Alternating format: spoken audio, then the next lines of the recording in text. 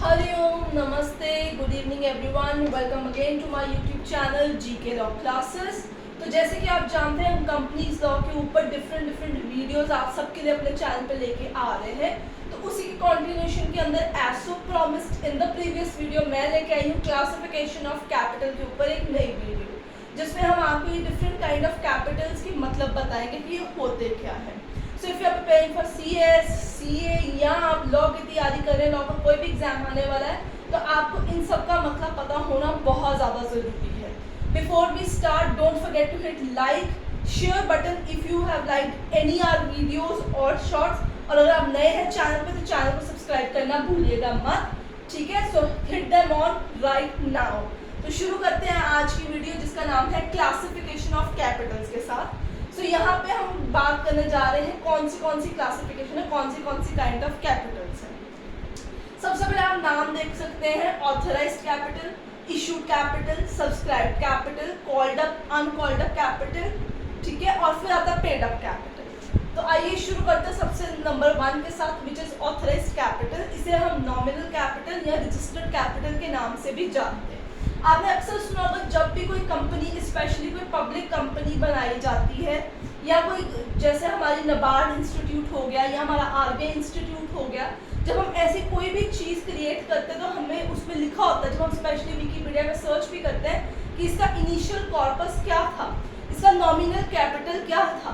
तो जैसा आप जानते हैं कि नबार्ड जो था वो 100 करोड़ की कैपिटल के साथ क्रिएट किया गया था, तो उस कैपिटल को हम ऑथराइज्ड कैपिटल कहते हैं, नॉमिनल कैपिटल कहते हैं, या रजिस्टर्ड कैपिटल भी कह सकते हैं। वो कैपिटल जो उनके MOE यानी मेमोरेंडम ऑफ एसोसिएशन के अंदर ऑलरेडी मेंशन था at the time of incorporation of the company, उस पैसों के साथ वो इंस्टीट्यूशन क्रिएट किया गया था। So according to section 2 subsection 8 of the companies act, मैं आपको इसकी जो डेफिनेशन है जो कंपनीज लॉ के अंदर एक्ट के अंदर स्पेसिफिकली बताई गई है वो पढ़ के बताती हूँ। वो कहता है कि it means such capital as is authorised by memorandum of the company to be maximum amount of share capital in the company. तो जितना शेयर कैपिटल है उस कंपनी का इनिशियल कॉर्पस है उसे हम ऑथराइज्ड कहते हैं, नॉमिनल या रजिस्टर्ड कैपिटल के नाम से भी जाना जाता है। आई होप आपको इसका मतलब क्लियर हो गया होगा। Next we follow up for the issue capitals. तो जब कंपनी को जरूरत होती है तो वो क्या कर सकती है, मार्केट में अपने शेयर्स इंट्रोड्यूस करा सकती है, एज अ सिक्योरिटीज इंट्रोड्यूस करा सकती है, डिबेंचर्स दे सकती है, और लोग जब उनको सब्सक्राइब करते हैं, जब उन्हें खरीदते हैं, तो उनको क्या चाहिए होता है, issued capital. So whatever amount they have been seeking from the subscribers, तो वो इशूड कैपिटल होते हैं। सपोज अगर उन्होंने 100 शेयर मार्केट में उठा रहे हैं, 10 रुपए ईच शेयर का प्राइस है, दिस इज एन एग्जाम्पल, ऐसा नहीं होता है, बस आपको समझाने के लिए बता रही हूँ कि अगर उन्होंने 100 शेयर्स अपने सेल करने हैं, हर शेयर का प्राइस है 10 रुपये, तो इशूड कैपिटल उनका 10 रुपीज कैलकुलेट होगा। So issued capital means such capital as the company issues from time to time from subscription, जो सब्सक्रिप्शन के लिए वो टाइम टू टाइम रिलीज करते हैं उसको हम इशूड कैपिटल के नाम से जानते हैं।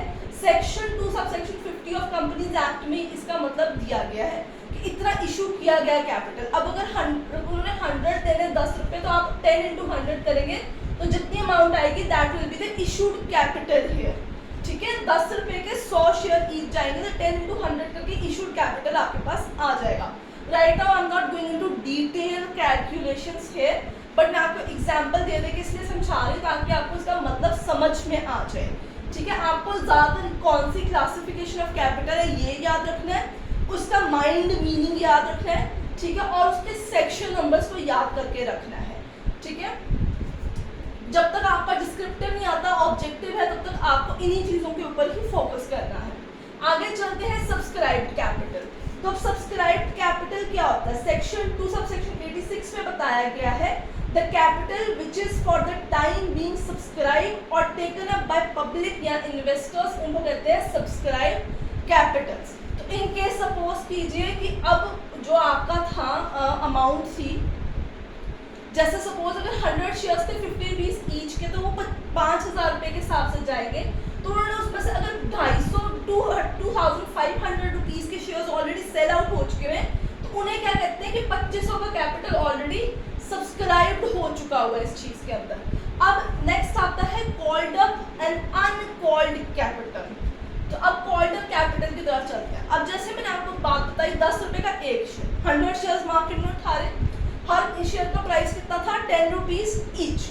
अब होता क्या है कि at the time of investing company को नीड है 10 रुपए में से सिर्फ 7 रुपए, they only needed 7 rupees at that particular point of time, तो वो 7 रुपए मंगाएंगे, उसे कहेंगे कॉल्ड अप कैपिटल, कि जितना उस टाइम की नीड है, जितना कंपनी ने कॉल अप किया सब्सक्राइबर से, उसको उतना ही से पे करना है, ठीक है। अब वो 3 रुपए बच गए, तो उसको कहते हैं अनकॉल्ड कैपिटल, ठीक है। अनकॉल्ड कैपिटल की स्टोरी डिफरेंट है। उसमें क्या होता है कि इन केस इनिशियली उसने एट फर्स्ट टाइम जब सब्सक्राइब किया, उसको 7 रुपीज की कंपनी की जरूरत थी, उसने दे दी, शेयर होल्डर वो हो गया, बट अब 3 रुपए बचे। एट द टाइम की जब कंपनी को दोबारा नीड होगी, उसे फेल्ट होगा कि कंपनी के अंदर कैपिटल की जरूरत है, पैसे की जरूरत है, कंपनी वाइंड अप हो रही है या डिसॉल्व हो रही है या कोई भी इंस्टांस है, तो उस टाइम पे वो उन होल्डर्स से, उन शेयर सब्सक्राइबर को कह सकता है कि भी हमारे 3 रुपए जो आपने हमसे 10 रुपए का शेयर खरीदा, 3 रुपए बकाया आपने हमें देने हैं,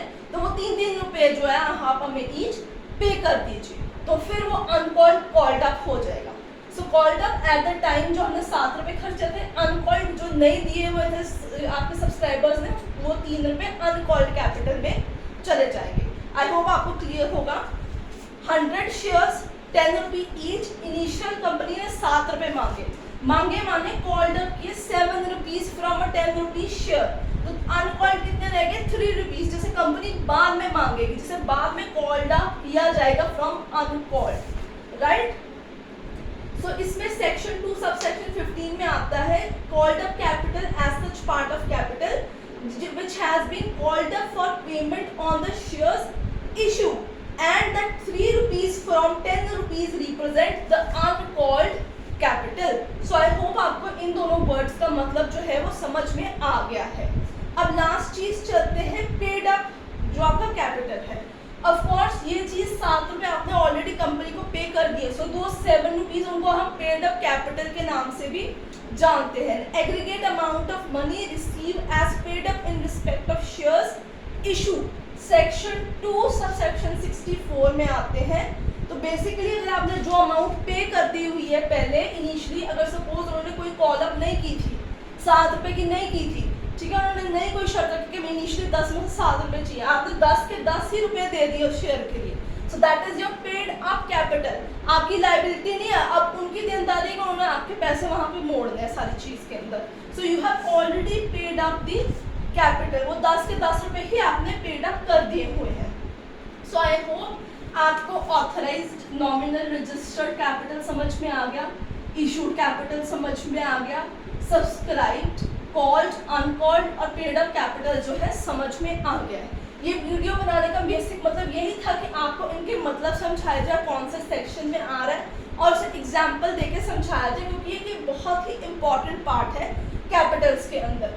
सो अगर आपको हमारी आज की वीडियो पसंद आई है तो उसे लाइक शेयर कीजिए। अगर आप नए हैं चैनल पे या पहले भी हमारी बहुत सारी वीडियोस को व्यू आउट कर रहे हैं तो चैनल को सब्सक्राइब करना भूलिएगा मत। I request you all channel को सब्सक्राइब कीजिए, क्योंकि आने वाले दिनों के अंदर हम और भी बहुत सारी ऐसे ही इंफॉर्मेटिव वीडियोस लेके आने वाले हैं। एंड बिफोर आई कंक्लूड, आप लोगों को मुझे कमेंट सेक्शन में बताना है कि आप आने वाले दिनों में कॉन्स्टिट्यूशन लॉ की कोड ऑफ सिविल प्रोसीजर पढ़ना चाहते हैं। इन दोनों में से कौन सा पढ़ना चाहते हैं कमेंट सेक्शन में मेंशन करना भूलिएगा मत। I will see you in the next video, till then keep revising.